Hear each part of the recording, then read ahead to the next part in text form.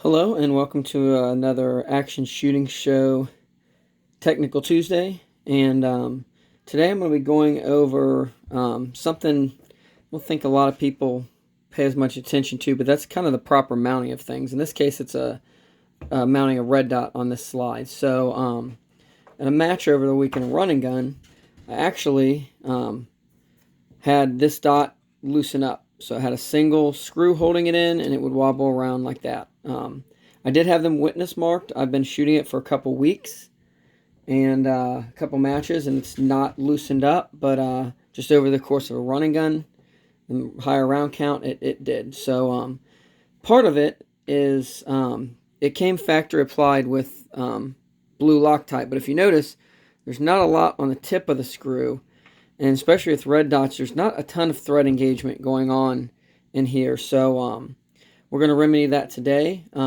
Keep in mind, in this case, I'm going to be following the manufacturer's instructions, but some scopes, red dots, different things require a Loctite or thread locker. Others do not. So when in doubt, heed the manufacturer's instructions. Before I start videoing this, just kind of save some time, I actually clean the threads out with isopropyl alcohol. Try to make sure I get any grease or oil or anything in there that will prevent the thread locker from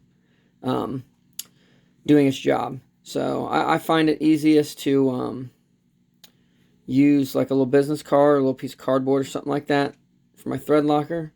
So I'll put that on there, and even though the factory put this on here, we're gonna make sure we get the tips. And I've also cleaned off the surface here that it's mounting to. So we're gonna install our red dot like that. So I'm gonna stick this in there, and we'll do the other one first as well. So make sure we get some thread locker on there, and we'll get this screw in there. So once we get these screws in here and we start to tighten it down, the other thing I think I talk to a lot of people they don't do is use an actual torque wrench. We could just use a hex, a hand driver for this. But when you do that, you're kind of just guessing at how much torque is being put on that and whether it's right. Wheeler makes these are pretty affordable. Vortex makes it. Fix-It stick. So now the way it works is once you tighten it down and you get to the right torque, it will click like that. So just going to go again, and this is 15 inch-pounds. That's the torque that's recommended by the manufacturer, and I'm just going to do it just kind of twice on each of them just to make sure we've hit that mark. Now, that's pretty much it. The big keys here are make sure the thread locker is where you need it. In this case, where I didn't have that.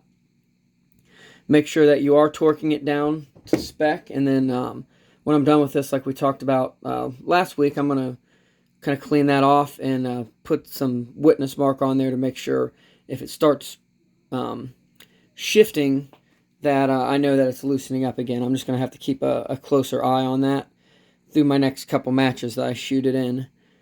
And so I think the big takeaways, first off, always follow the manufacturer's instructions. Make sure the threads are clean that you're using, and that you have the proper thread locker if you're using it, or if you're not using it, that you're using a torque wrench to torque it down. Some manufacturers don't want thread locker on there, and if they don't call for a thread locker and you're going to use a torque wrench, make sure you understand when threads are wet or have stuff on them, they can have a different torque spec than if they don't. So just follow the manufacturers and make sure you got a good torque wrench and some good bits that fit snugly in there. If you get cheap bits, they won't fit in there and you may strip it out. So and stripping something like that out and trying to have to get it out when you got all this electronic and glass and kind of weird position is not really what you want to do. So you really want to ideally, follow the instructions, do it right, and then you won't have red dots falling off on you in the middle of the matches. So hopefully that helps y'all.